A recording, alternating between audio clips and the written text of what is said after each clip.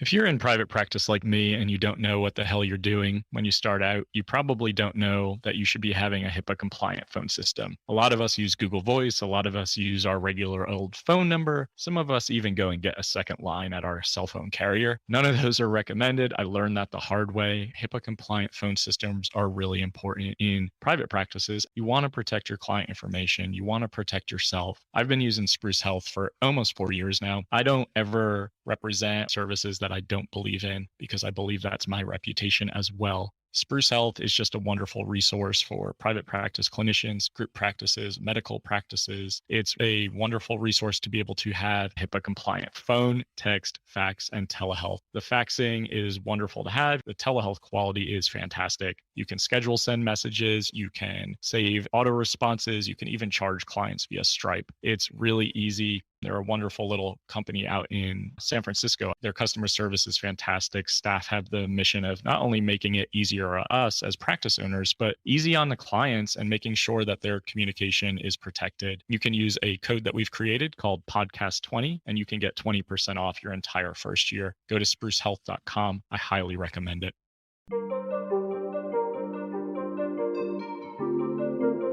Hey everyone, you are listening to the All Things Private Practice podcast. I'm your host, Patrick.Casale, joined today by Grace Wolk. She is a Filipino therapist out in California, also a podcaster, doesn't want to admit it, says it's just a hobby. But Grace, I'm really happy to have you here. And I know that you mentioned you were having some fearfulness, some anxiety, some imposter syndrome around being on. So it's okay. And we're in this together. And I'm just happy to have you here and we're going to have some really cool conversation. When you first sent me the invitation to come on to your podcast, you could tell I made myself small and are you sure you want me on there? But I appreciate it. I appreciate having me on. And I was really looking forward to having this conversation with you and to seeing where it goes. So I'm going to introduce myself. First and foremost, I think the highest priority of my life is my family. Of course, my two boys, Gavin and Grant, along with my husband. But my two boys, they are right now 11 and 9, and they, just keeping up with their infinite energy and their playfulness and their curiosity of life and the world is my joy of my life right now. And everything else comes second to that. So I'm a Filipino-American entrepreneur. I am a licensed psychotherapist here in California, like you said. I am also a Polynesian dancer, which is like Tahitian and Hula. And I'm going to call myself a street runner. I mean, I'm not a fast runner or anything, but I am on this run streak that started out with a 30-day challenge. And then now I'm at 452 today. So holy shit. Right? 452 days in a row. And I keep up with your social media stuff, so I've been watching it. I play soccer. I consider myself fit. I only run on Fridays and Sundays when I play soccer. And if I could do what you're doing, I would appreciate it so much more when I'm on the field where I'm like, but anyway, very impressive. Yeah, thank you. I mean, it's yes, you're right. It's like running every day. It's not on a treadmill or anything, outside. For the last 452 days, I have not been inside for the whole 24 hours. I've gone outside and got some vitamin D or rain or shine, snow. It's so crazy to even think about it too. I'm shocked at myself. So I'm pretty proud of it. You should own that. I mean, you should be proud of that because again, how many people have the discipline to do that? Everyone starts with the 30-day challenge, right? And then all of a sudden after 20 days, you're like, screw this. I'm not doing this anymore. So you've done this for more than a year now. Yeah, almost a year and a half. And I feel like it's really life-changing.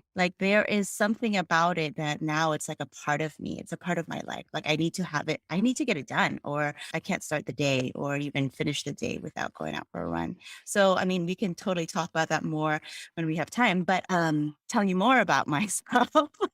So I aside from my running, I'm a lifetime learner. I have this constant hunger to learn more about the world and learn more about myself. And that includes my identity. So, just exploring it and, I'm continuously evolving. And part of my identity is based on my values. And one of them is authenticity, right? As cliche as it sounds, to me, being authentic is just always being genuine and true to myself. And so I kind of want to share something with you, if that's okay, something personal, and it involves you. Oh, I don't know what you're about to say, but it's okay regardless if it's good or bad.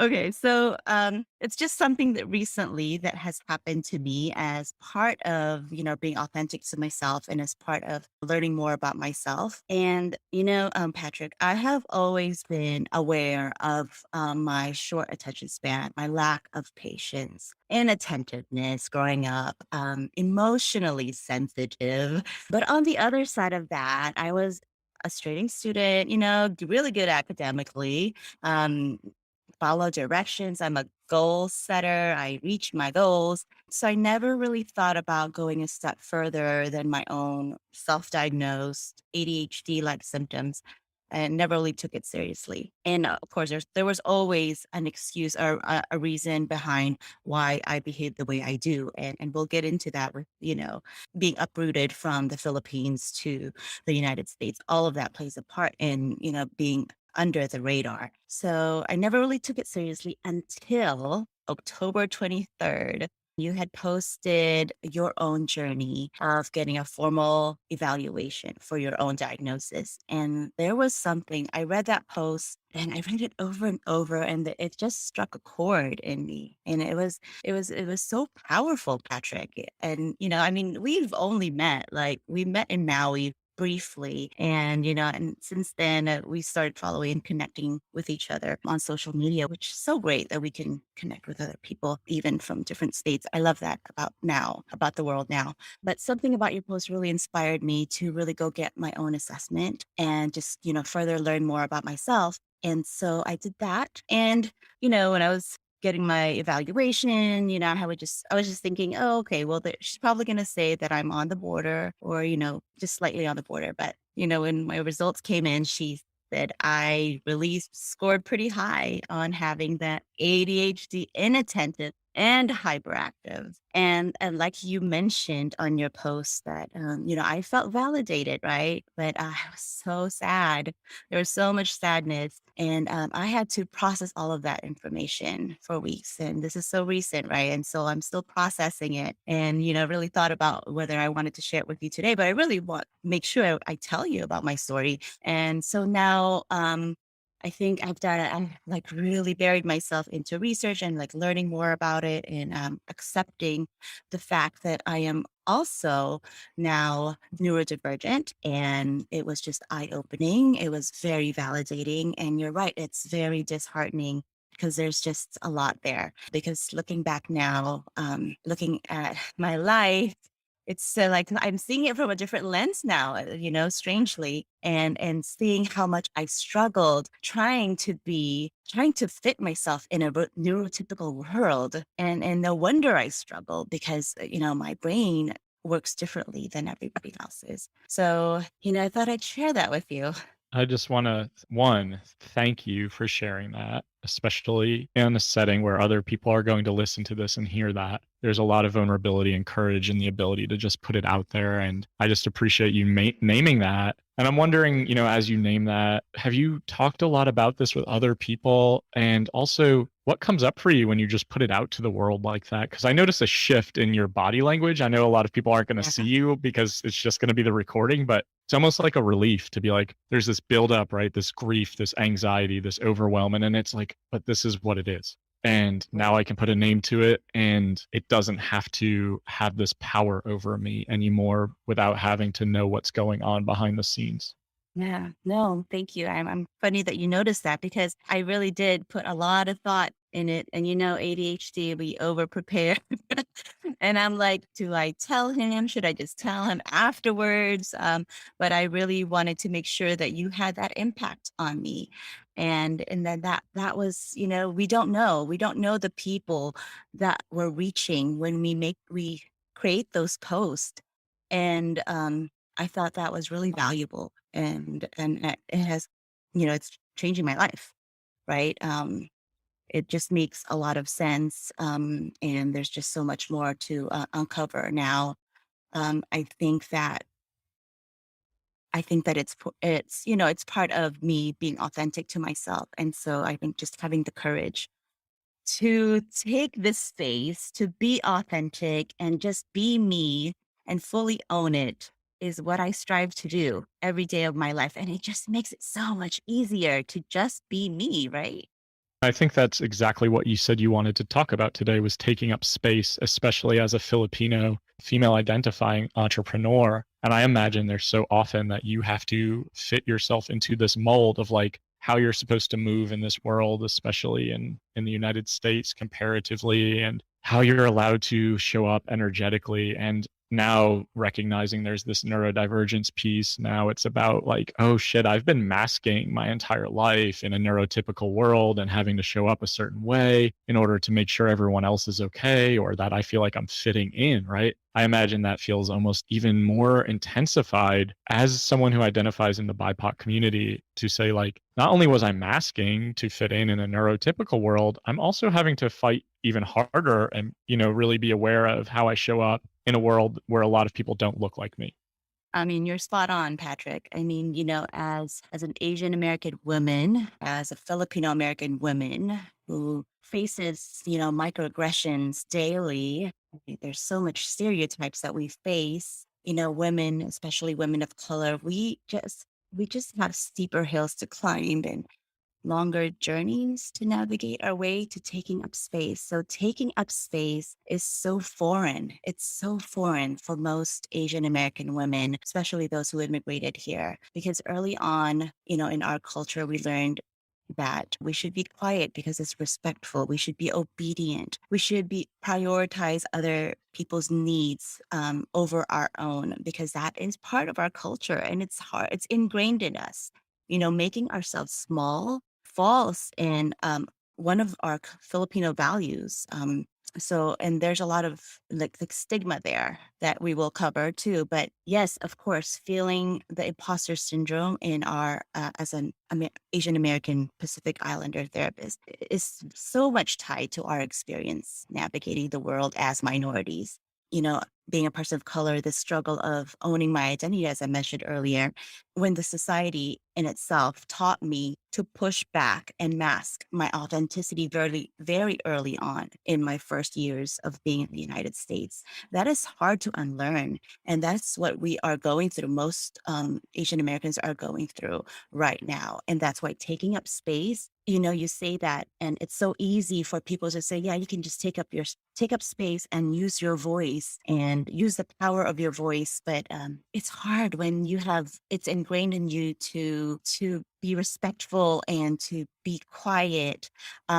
So I'm not saying it's not impossible. It's totally possible. I'm doing it right now. When we gather and we talk about our stories and our experiences as being Filipino American, our stories are very different. We are not a monolith. Our experiences are very different. But the thing is, there's this kind of like an umbrella. Even though our experiences are different, how we communicate and how we behave, we follow a certain values.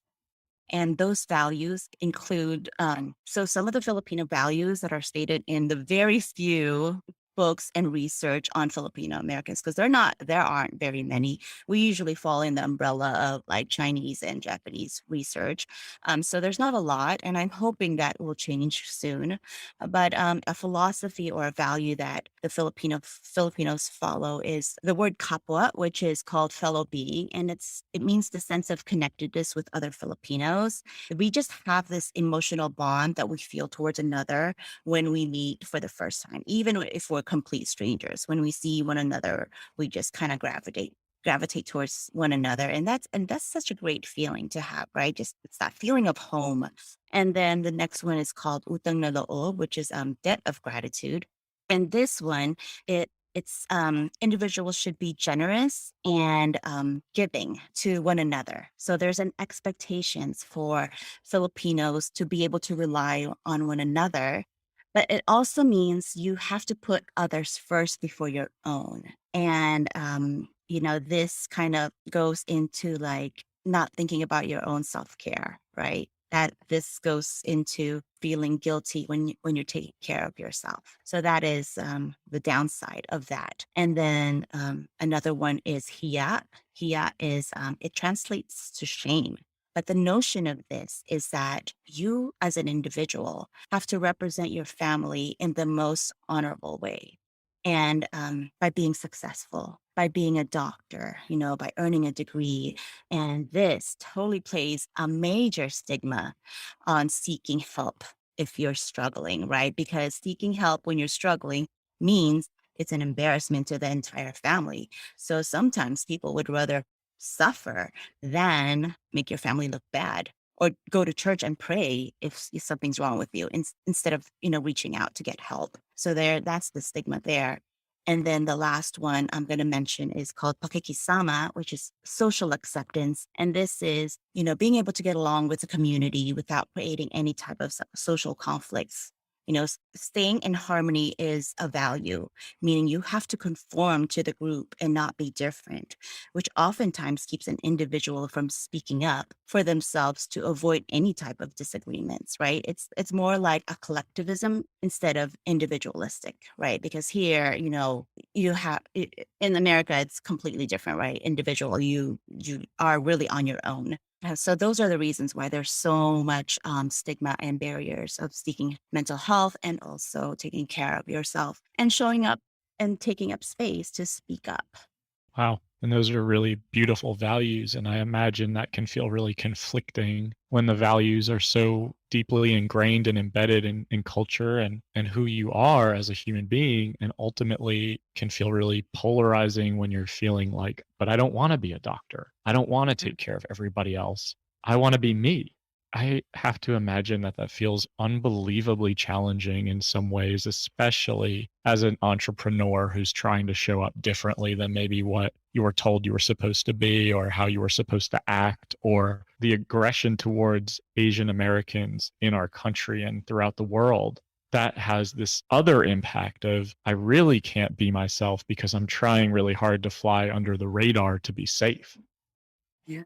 Running alone, right? When I run, when the whole 2020, the whole pandemic, Asian violence, all of that, I did experience a lot of that while I was running, right? And it's stuff that I'm not surprised, but it sucks that it happens around me, in my own home, in my own town, it's really hard to deal with. And and this is not new to me. It's okay. Can take as many breaths and It's because I'm space as just you need. flashing back to why we tend to push our culture back when we started living in the United States, right? So at 8 years old, I lived in the Philippines with my family, and was uprooted and moved to California. And, if you remember yourself when you were 8, my son is, he's 9, but then I can still imagine him being 8. And, I just imagine yourself being put in a whole new school with a whole new culture, different language, and zero friends and people who don't look like you. How scary does that feel for an 8-year-old child? And I didn't think about that, but all I know was that I was always reminded how different I was. I did not look for ways to feel like I don't belong. It wasn't me. I did not look for it. People made it known that I am different. So just struggling with that is a whole masking of its own. And I didn't know it for a while, but I remember, there was only three. I think maybe there was only 3 or 4, but third grade, fourth grade in my new school, and there was plays. Right, we had plays like a Christmas play where I forget what play we were doing, but Rudolph. There was Rudolph and some reindeers and like children, Santa Claus, whatever, right? But they said that they said that this was a random selection, that, me, Filipino, and then my other classmate who was Korean, and the other classmate who was Chinese. We were all the Rudolph and the 2 reindeers. Random selection, they said. Cool. Yeah, I'll be a reindeer, whatever. I'll dress up as an animal. That spring comes, another play of the Gold Rush or something, and there were mules. Random selection. Who gets to play the mules and the donkeys? So random, right? Like, what luck. How lucky I am to get picked twice to play an animal in a school play. So I didn't know it then, right? I didn't know it then. I know it now, but crazy to not realize it until now that I'm looking back at it. I didn't realize it then. I used to think, oh my God, I have such a freaking bad luck to have to play. How embarrassing for me to say hee haw in front of the whole school. Right. And it wasn't luck. It was racism and oppression. And yeah, realizing that now, like, yeah, it makes me angry. And yes, I want to speak up. And yes, I don't want it to happen again. But the sad thing is, it is still happening. And, I have a big family and I have nephews and nieces. And, they're Gen Zs or, they're a lot younger. And, I asked them when I was doing my research and I asked them about their current situation and their experiences. And it's the same exact thing. They still get bullied. They still get made fun of. What? It sucks and it's sad. And yes, this is the reason why I'm here. I'm speaking up because I want people to know that you are not alone and that you can get help and that what is happening to you is not your fault and that, we're in this together and you having me on here to use this platform to share my story, my experience, I hope can help others to feel not so alone as I did when I was growing up. Thank you so much for sharing all of that. And I'm sure it's very, very painful to bring it up and to still acknowledge that it still happens today and that you're concerned about your family and you're concerned about how you show up in the world as well and how other Filipino-American and Asian American people are being treated on a day-to-day basis. How do you see this show up as an entrepreneur right now with someone who owns a business and is starting a podcast and is out in the world being more visible than maybe you've been told to be or even conditioned to behave in terms of the way society treats people who look like you? I use it as fuel, Patrick, right? I just use it as energy and fuel. And this is the reason why I want to start my podcast. Well, I started my podcast and it's coming together. I have a few episodes and I'm going to be continuing to put content out there and I'm going to be having you on there. So I'm excited. But I also want to balance my time. I do have my private practice. I do have my kids. I am a full-time mom as well. And I do have my extracurricular activities. And then now I have my podcast. So, so yes, I do have like a full schedule, but I do try to balance it and I don't put any pressure on myself.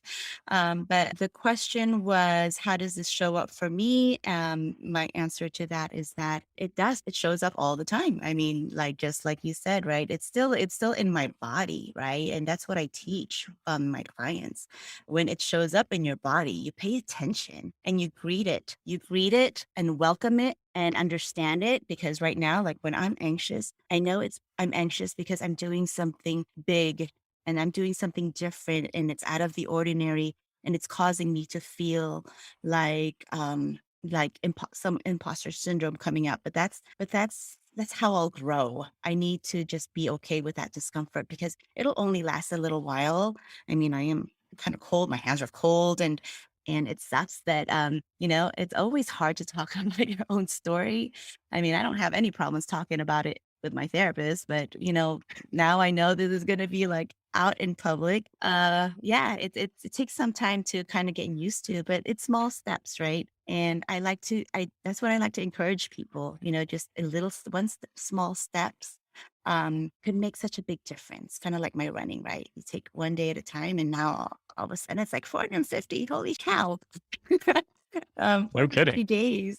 Yeah. So, I'm just much more aware now of why I behave the way I do, why I show up the way I do, why I fear showing up sometimes. I'm not afraid of being, what is it like? I'm not afraid to show up. I'm sometimes afraid of not being seen, right? Hmm. Like you do show up, you put yourself out there, but who will listen to me? But, I'm okay with that now because at least I'm putting myself in the arena, like Brene would say. Like you can't grow from staying in your comfort zone. So that's where I'm at. I'm practicing. I'm staying small, keeping it small steps at a time, and hopefully making some ripples. I love that.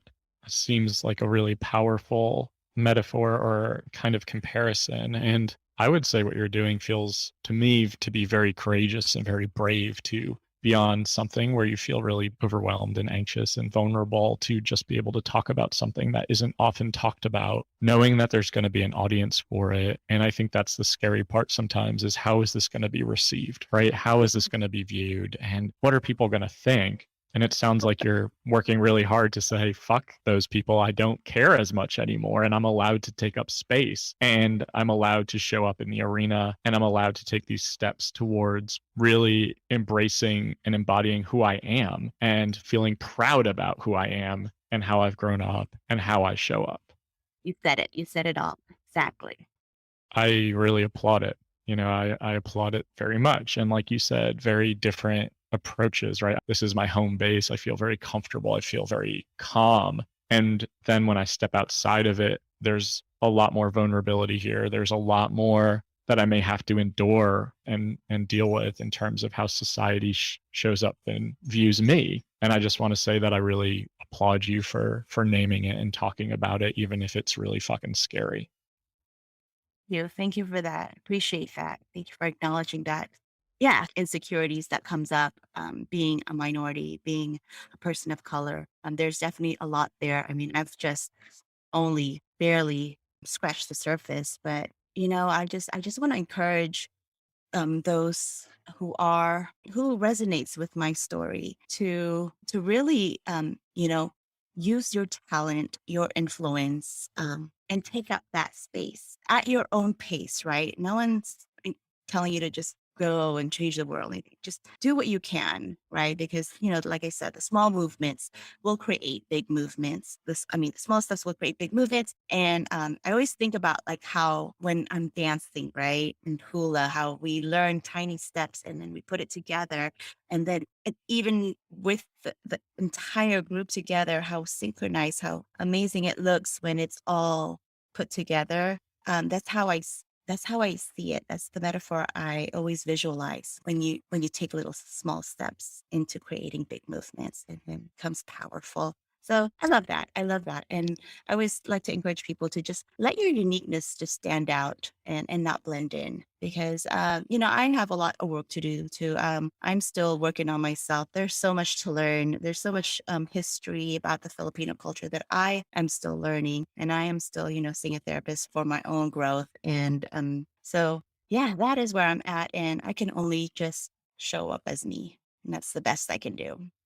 That feels like a mic drop moment to me where those are just so I worry wonderfully. about that. I worry about that. Me, like, just No, I think it's like very powerful and also really important to just acknowledge what you just said, that it is small steps, putting it together, how it creates power and it can create this ripple effect, which can then create this wave, which can then probably create this intense reaction of just reclaiming. And I think that sounds really beautifully said. And I like the comparison to hula and anything where you have to train and be intentional and start off small to where you can see it come together. I think that's a really good analogy of how a lot of life works. So I just want to, again, applaud your boldness and your courage here. And I really think that this can help a lot of people when they listen to your story and just get a good understanding of the fact, like you said, it's okay to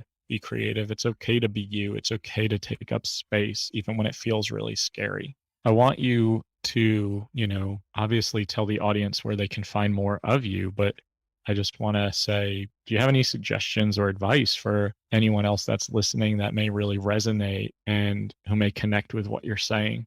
Yeah, I think that again, just practicing taking up space. And, it may sound silly, but like when I say start small, I mean, really start small. Like if you want to practice, just practice it around your friends, right? Or with your family. When you ever feel like you want to say something, just say it. Or like when you're kind of hesitant to say something, right? And then also, what I like to do is I like to just really practice mindfulness breathing. And when I'm scared, I really expand my body and breathe into that fear because, fear is just excitement without the breath, right? I'm sure all therapists knows that. And that is ingrained in me. It's like when you hold your breath, your excitement turns to fear. So just remember to breathe because breathing is just an amazing thing that we all can do. And that relieves a lot of your anxiety, a lot of fear. And believe me, I did a lot of breathing right before this podcast because Patrick, I would I